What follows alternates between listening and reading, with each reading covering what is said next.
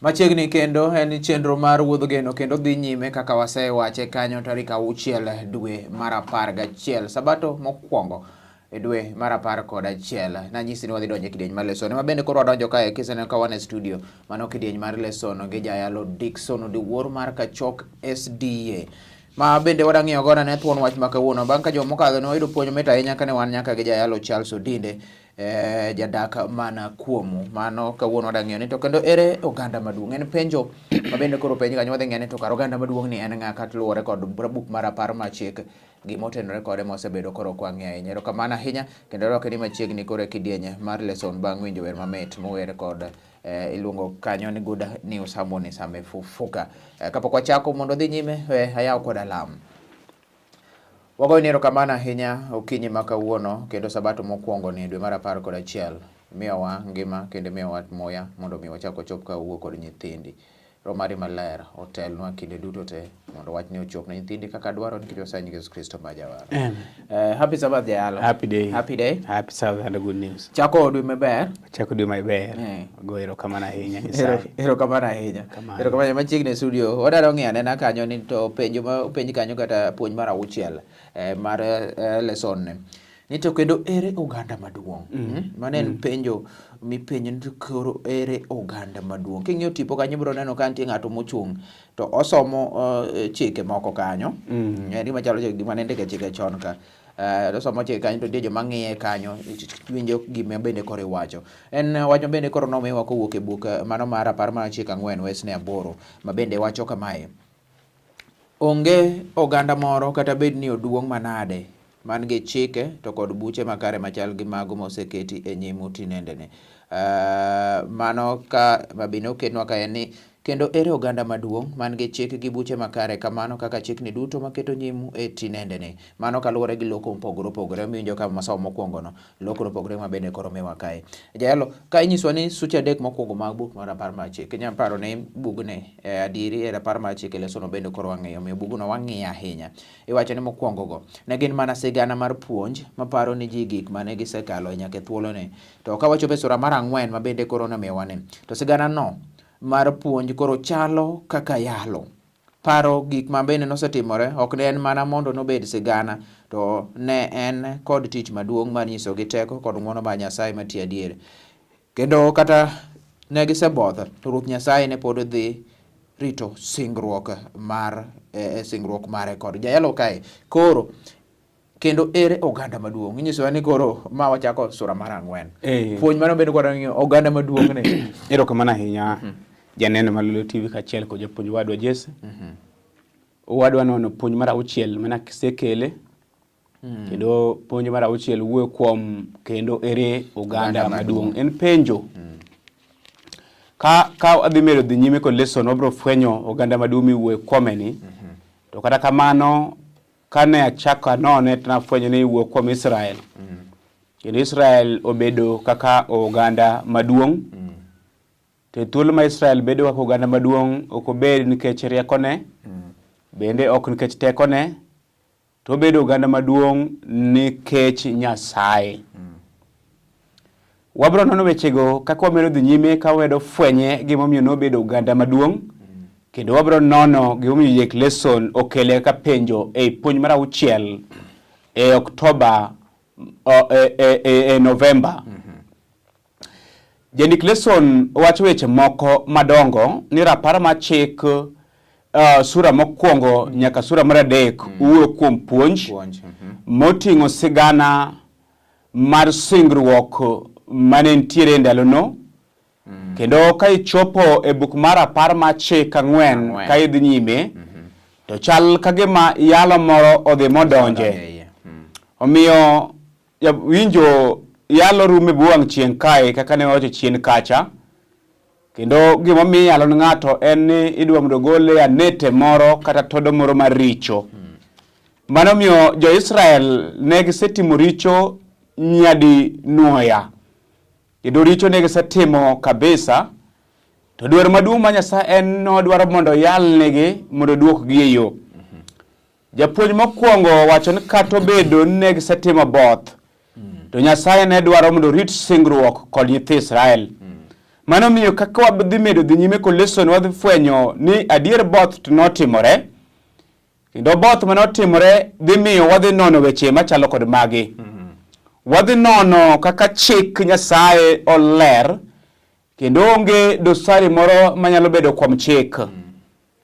Wabiro none kaka dhano osebedo katiyo kod chik kendo ka nitie gima ng'ato nyalo gole kata mana mede, wabiro nono ka dipo ni thuolo nyalo betie. Wadhi wachako nono chik manyiso ni chik nyiso jachwech. Kendo chik Nyasaye nyiso ni Nyasaye en jachwech. Mano miyo jakisungu nondiko wach moro ni the law is divine. Manyiso ni wadhi ng'iyo kaka chik nyalo bedo gima divine. Natemo ng'iyo kisungu mondo anon weche machalo kod mago. Mano miyo puonj mar 6 ni kod weche madongo ahinya makimedo mana kete kanyo to wadhi ne do fwenjogi kaka wamedo dhi nyime ka Janik Lesson medo lerogi. Erokamano japuonj.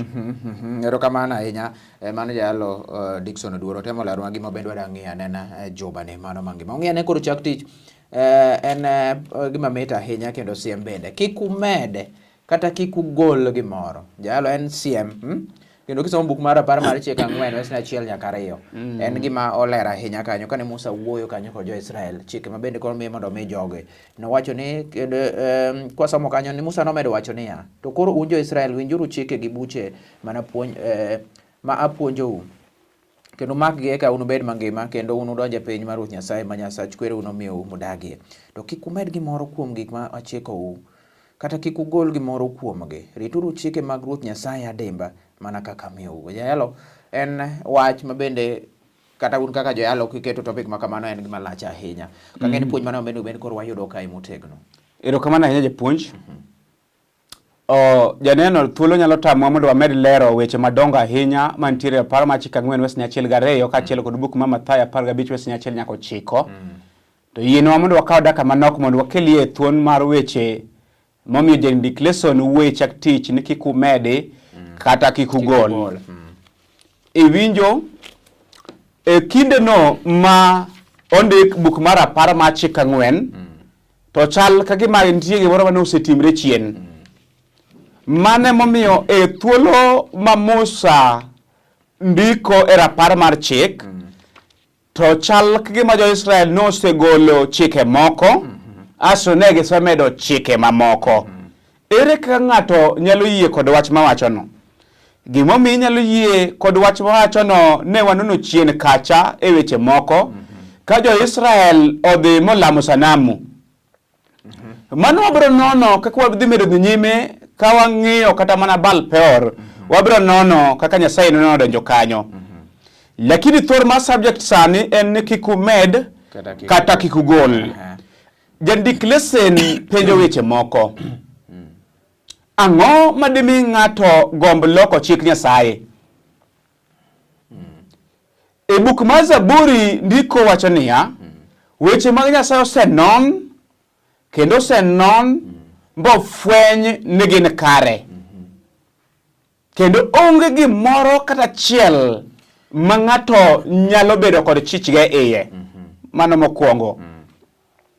Janik Lesson kaachiel kod buk mar Timotheo mar 2 verse 16 rewre wacho niya, aken kiyude inyalo some Timotheo mar 2 verse 16. Mar 2 verse 16 wacho niya. No wacho ni weche duto mane moma wuok kuom Ruoth Nyasaye kendo konyo kuom puonjo ji kendo kuom kwero gik maricho kendo kuom rieyo ji kendo kuom tiego ji mondo bed joma ni kare. Erokamano ahinya. Weche duto mondike muma wuok kuom ng'ano Much Nyasaye. To gikonyo kuom rieyo ji kaachiel kod tiego ji mondo jo Nyasaye duto bed jok matimo nade molony. Wanong' wachno iye kanyo. Erokamano ahinya. Yie mondo achaka non wach machielo. Ka ing'iyo buk mar Mathayo 15 to idhi nono wach moro miti fwenyi. Ang'o midhi none iye? Entiere jo-Farisai kaachiel kod jopuonj chik mane oketo chunygi kuom nono gik moko kata chike moko mane kweregi noketo. Kendo chike mag kwere ema ne giluwo kar mondo giluw chike mag ang'ono mag Nyasaye. Wanwang'o wach ne iye kanyo. Yesu wacho niya, Yesu nodwoke niya, unto ere gimomiyo uketho chik Nyasaye mana ni mondo urit chike uwegi. Mangiso ni jo-Farisai kaachiel kod jopuonj chik nokawo chikegi to giketo mbele asto giweyo chik mar ang'ono mar Nyasaye. Ok odeko. Jandik lesson kelo wach moro mondo mi ari kod sa. Satan osetemo timo kinda kadwaro loko chike mag Nyasaye. Kendo en adiera ni e thuolono ma gik moko nokethore polo malo, ka Satan dwaro mondo piem mondo kaw kom maduong' to nolwar piny. Dwaro ni maduong' kabisa en mondo keth chik ma Nyasaye, ogol chike moko asto med mage moko. Mano miyo kawuono idhi nuang' ka ng'ato nyalo lamo dhano kar mondo lam Nyasaye. Ibiro nuang' kamano timre kamano. Ibiro nuang' ka ng'ato nyalo weyo chike mag Jehova Nyasaye manoketi mondo lu koluwo mana chike mag timo nade mag dhano. Yie namre tie ka wacho ni e wes no chiko. We atie ka wacho ni e wes ochiko. E buk mar Mathayo 15 wes no chiko wacho ni gilama kayiem nono ni mar gipuonjo chike mag dhano mana ka gima gin chike mag ang'ono chike mag Nyasaye. Mangiso ni kara ka ng'atno koro dhi ni lamo Nyasaye to Nyasaye ok winje nikech oweyo chike mag Nyasaye asto rito chike mag dhano. Omiyo wach mangima moge chak tiche niya kik wamed kata kik wagol gimoro kuom chik. Erokamano japuonj. Kik med kata kik gol en puonj ma bende winjo ka lach ahinya omiyo en wach ma bende koro nyalo somo kanyo mathoth ahinya buko nogono. Koro wang'e nena Bal Peor jayalo kanyo ma bende rapar mar chik 4 wesne 3 to kod 4 wacho kamae, wacho ni nuneno gi wang'u gima Ruoth Nyasaye ma Nyasachu notimo Bal Peor. Nunego jou moko duto mane lamo Bal ma Nyasach Peor. To un mane upadoru kuom Nyasaye ma Nyasachu pod ungima uduto nyaka chiel kawuono. Puonj man ben wayudo gima notimore e wach mar Bal Peor ka jayalo. Koro en puonj mane nikech inyisowa kanyo ni medo mi nyithind Israel puonj mar sigana mondo bed ni rapar mar chik mokalo kendo weche manade mag chuny kod adiera moko e kind ngimagi mano ne gipuonjre kuome koro Bal Peor. Erokamano ahinya japuonj kaka okinde. Jandik lesson wacho weche moko madongo kendo yiena mondo wafweny gimomiyo Bal Peor en nyasaye moro mar Bal ma jo-Israel nolamo ka giweyo Nyasaye. Kendo jandiko wacho ni mana mapiyo nono bang' kane osepuonjgi Nyasaye monego bed ni gilamo to wigi nowil ma gidhi lamo Bal Peor. Bal Peor kamano ne gitimo richo moko. Richo mane gitimo, namba 1 en ne giweyo soko mar pi mane Jehova Nyasaye. Mar 2 jandik lesson wacho weche moko madongo ni ne giterore. Ere kaka jandik lesson wuok kuom terruok. Terruok miwuok kuome en ni iweyo chuori tasti dhi padri kuom dichuo mamoro. Koro kwa kele e yor roho to jandik lesson wacho niya en weyo Nyasaye. Kiwinjo kiwuok kuom terruok e duol mar prophecy to en weyo ang'ono Nyasaye. En weyo soko mar pi ma en ngima. Omiyo jandik lesson wacho niya terruok mar ringruok nobetie. Ere kaka iwuok kuom terruok mar ringruok? Jandik lesson wuok kuom terruok mar ringruok kech nowacho niya for example mana ni buk mar kwan 25 wes ne 1 mondo winja nege manotimre e Shitim. Thuolo mimanye wacho kamano wes achiel wach ni kana jo-Israel ni Shitim ne gichako terore gi nyi Moab. Erokamano ahinya. Jo-Israel nokwergi mondo kik riwre kod ang'ono ji Moab. To kane gintiere piny mawendo to ne gichako terore kodgi jok mane ok onego bed ni gitim nade giterorego. Nyiso ni ne giweyo Nyasaye. E thuolono ne gilamo Bal Peor bo giweyo lamo Jehova Nyasaye. Omiyo jandik lesson wacho niya ni terruok makama ne nitiere kuom ringruok. To kowuok kuom ringruok to chopo e weche mag chuny. Ere kano chopo e weche mag chuny? Weche mag chuny no chopo nikech ang'o? Kane giseterre kuom ringruok, ka jo-Israel oseterre kuom ringruok, to giweyo terruok kuom ringruok koro, to gidonjo e terruok kuom weche mag chuny. E terruok mag chuny e lamo Nyasaye moro mopogore kod Nyasaye manotimo nadi mane ochwe piny. Mano point mar 2. Point mar 3 jandik lesson wacho niya sigana ni konyo winjo tiend gima nomiyo omigi chik. Israel nonego bed janeno ni ogendni ma jochilo moluore kuom Nyasaye madieri. Nonego bed janeno kuom ogendni manoluorgi ma jochilo ni Nyasaye madieri manotimo nade manomiyogi chik. Nyasaye achiel kende nonego bed nigi ranyisi mar kit lemo milamo Nyasaye madiera onego chali. Kar mano to e kinde mane gilame nyiseche manono mag jochilo moluorgi ne githoro donjo e ng'anyo ni Nyasaye manonego gibed nigi chung magi ni ang'ono ni piny. Omiyo wafwenyo iye kanyo niya, Israel nonego bed ranyisi, to kata kamano ok bedo ranyisi kane gidhi lamo nyasaye moro ma nyasaye miluongo ni Bal Peor. Mano wang'o wach mar adek. Wach mar ang'wen, Jandik lesson wacho niya, ne gisedonjo matut e anjao makama, kaluwore kod wes ng'ato moro ne okelo nyar Midian e hembe. Ratiro ka Musa kod oganda duto timo nade neno.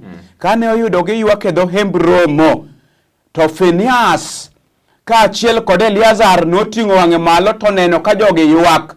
Muma Nyasaye wacho niya, ni ne gitimo ng'anyo maduong' ni Nyasaye ka ja-Israel okelo nyar Moab e hema ratiro ka Musa kaachiel kod oganda nitiere e chokruok maduong'. Nyiso ni mano en richo maduong', kendo ne ok en mana ng'anyo mar ringruok kende, to ne en ng'anyo e weche mag chuny. Emiyo wacho niya, ne giterore e ringruok, aso gichak giterre e weche mag chuny bende. Erokamano japuonj. Erokamano ahinya. Mano bende ogamo godo yweyo e thuoloni mondo waduog wang'i ane to koro kano osetimore e weche mag richo ma Baal Peor. Koro ang'o ma bende koro notimore ne joma kama, kaka wasewinjo kanyo, mondo wang'i ane padri kuom Ruoth Nyasache, ogamo thuolo kata ogamo yweyo mondo waduog ane bang' thuolo machuok ka wadhi nyime to kod lesson marwa mar odiechieng' ma kawuono kipenjo ni kendo ere oganda maduong'. Waduogo bang' thuolo machuok. Erokamano ahinya End Time Revival Ministers. Giwacho ni duto mag Yesu, duto akawo duto mondo amiye ang'owa, mi Ruoth Yesu en amiye kendo amiye chunya duto. Puonje ma bende koro wang'iyo odiechieng' mar makoni kendo ere oganda maduong'. In jalo ma bende koka yaw TV mari mar Lolwe TV chenro mar WUODH GENO. Ipenjo ni kare ere oganda maduong'. Wasewinjore kanyo kendo wasewinjo kaka Chik ma bende nitiere jogo ma bende koro nodonjore e kit lemo ma jochilo manomiyo koro giriwore gi Baal Peor, gibedo gi tudruok e yo moro ma Nyasaye bende koro ne ok mor godo. Yalo ka waseng'iyo kanyo wach mar Baal Peor, puonjo ong'iswa kani mondo wapadre kuom Ruoth Nyasaye. Kendo wacho ni ji gana mathoth ne otho e richo ma Baal Peor. Ji duto te mane luwo Baal Peor ne otieki, kata kamano moko ne ok ong'anyo. Ne gin ng'a gini jalo. Koro jowore ng'eny jomage ma bende ok ong'anyo, seche ma bende notieki joma nodonjore e we timbe ka. Erokamano ahinya japuonj. Puonjruok mantiere e tich ariyo riwre kod tich adek e weche moko. Wanwang'o Baal Peor kaka en dagi lamo Nyasaye asti idhi lamo Nyasaye moro mane ok ochwe piny kaachiel kod polo. Ma mano en richo maduong' kabisa e nyim Nyasaye. Kendo Jandik lesson wacho ni onge kiawa terruok mar ringruok nochopo nyaka terruok mar chuny bende. Joma noyudre wacho ni nodonje timbe kod kit lemo mar jochilo manomiyo Israel oriwore gi Baal Peor. Tiende ni ne gibedo kod terruok e yo moro kod Nyasaye manono ni, kendo ne gitimore misengni ka ok gidewo gik moko duto mane osepuonjogi kendo mane osewachnigi, ne giyie wito mago duto te ka giwuorore gi gombo mane Nyasaye maricho ni okelo. To japuonji kelo wach moro e tich adek machalo kigima dwar ringo kanyakla kod tich ariyo. Padri kuom Ruoth Nyasaye. Kata dhok machielo en ni chiwri ni Nyasaye. Kata dhok moro kendo machielo en tueri kuom Nyasaye. En kaka ere kaka ng'ato nyalo padre kuom Nyasaye, kata ere kaka ng'ato nyalo chiwre ni Nyasaye, kata ere kaka ng'ato nyalo tuere ni Nyasaye. En mana weche ariyo janeno mar Lolwe TV. Onge chung' e diere. Iseidha in gi Nyasaye kata in kod Baal Peor. Emomiyo gimoro achiel mora e tich adek. Tieng' ka tieng' mobam nyaka yudie jok modong' nyamasi moyie tiyo ni Nyasaye. Mane gimoro achiel mamora. Mama monyuolo duto te gine. Erokamano japuonj. Ok ni giduto te ginyalo ng'anyo nang'ono ni Nyasaye. Mama monyuolo nyithindo mang'eny nyalo koni ni nyithinde to recho te. Akira achiel moro to wuokie. Nyaka achiel moro wuogie mabito pogore kod nyithindo duto matemo nade monyuolo marecho. Koro Jandik lesson wacho e buk mar Rapar ma Chik 4:4 japuonj. Rapar ma Chik 4:4 somana. Ma bende onde kanyo wacho ni to un mane upadoru kuom Ruoth Nyasaye ma Nyasachu pod ngima duto nyaka chiel kawuono. To nitiere oganda moko, ing'e ni japuonj wacho wach moro ni jok mane lamo Baal Peor notieki. Kendo ok notiegi atieka to notiegi duto. to ni e thuolo mitiekogi to ne nitiere oganda moko manok ong'anyo manoyie mondo lam Nyasaye ka gidagi manego padre kuom Nyasaye ero kama japuonj mano padre kuom Nyasaye ka gidagi lamo bal ang'ono bal peor nigi to pod gigima nyaka ng'ono nyaka chil kawuono. Jandik lesson wacho wach moro niya, ne pogruok kuom kaka oti kod wach mar duto e wesni kod mokwongo cha ji duto manoluwo bal peor ne otimo nade ne otieki to ng'ato ka ng'ato manopade kuom Ruoth Nyasaye ne odong' katimo nade ka ngima ne onge chung' e diere kindeno mana kaka onge sani bende wan kod Yesu kata wan ang'ono kata wan wasike. Nyiso ni nitiere mana weche ariyo, isedha wan gi Nyasaye kata wan ang'ono wan wasik Nyasaye. Japuonj manyna buk achiel kende asto koro watiek. Rapar mar Chik 13 wesni 4. Rapar mar Chik 13 wesni 4 koro wacho kamae. Luuru Ruoth Nyasaye ma Nyasachu kumiye duong' kendo kurito chikene. Luuru gima wacho kendo lame uru kupadoru kuome. Luuru Ruoth Nyasaye ma Nyasachu kendo rit chikene. To ok mano kende. Kendo luweuru kupadru kuome, kuchiurine, kutuerene, kendo kuwacho niya, uhanto kwa bi lamo Nyasaye moro, tuwabro lamo Nyasaye. Jawinja dwa wacho niya, nyagi thuolo nitie jomodong' nyamasi, moyie tiyo ni Nyasaye, kendo moli lamo Nyasaye achiel kende e thuolo ma piny ger kaka piny ger kawuono ni. Kendo puonj mati kanyo piny kanyo ndek ni Nyasaye en jadiera. Nyasaye nyalo ritowa mondo kik wapodhi, to nyaka watim yiero e pachwa, mana kaka jok mane oyie kuom Nyasaye ne otimo bal peor mondo gipadre kuom Nyasaye. Kamano to kare nyalo singnwa ni kuom tem moro amora pod wanyalo siko pod yie kuom Nyasaye. Nyiso ni kwa yie kuom Nyasaye kata tem bende biro to yie cha budo chung godo motegno. Obedo jogo bedo jo nyamasi. Kendo ere oganda maduong'. Kendo ngeni mae pendo mane thuon wach kendo chako kelnwa go e dire kae. Kipenjo ni to kendo ere oganda maduong'. Jalo ka koro ang'o mochako dogo penjo ne kae koro kaka ne thuon wach bende mar lesson ma joman. Ero kamano ya japuonj. Mae mobedo kaka thor mar subject momiyo Jandik lesson awuoyo e puonj mar auchiel. Kendo weche madongo kabisa ahinya to kisomo wachno e buk mar Rapar mar Chik 4 wesni 8 japuonj to lero gimomiyo ondike kendo kia ni nyalo yude mondo wachak wanoe. 4 wesni 8 wacho niya, onge oganda moro kata bed ni oduong' manade man gi chike kod buche makare machal gi chik mane aseketo e nyim tinende. Ero kamano. Ing'e ni Jandik lesson wacho wach moro Rapar mar Chik Musa wacho wach moro nitiere oganda moko manyalo bedo madongo. To kata kamano uto uhingogi. Ang'o miyo uhingogi? En ni un ema notim kod singruok, un ema nomiu chike 10, un ema nomiu jonabi, kendo un e bad Ruoth Nyasaye makora chwech. Maka Nyasaye dwaro hinyo oganda mar Israel to kungo pos matin. Akiani mana kwa sabedo kwa tiyo kod weche mamoko kae kae ning'enu kae janyuol to ka nyithindo chwonyi matek kabisa to kae tinga luth ne dwa goye kama tikuongo ing'ia ibedo mena kod berema moro matek mokuongo ni nyathina mana nyuole mi pos matin kata kidwa go wiye tipo kigo tiendene. Mane ka Nyasaye ne kod Israel. Koro gimomiyo Israel bedo oganda maduong' ok en nikech gidong gi joma ng'eny. To en nikech gik moko mane Nyasaye otimo nade otimo negi.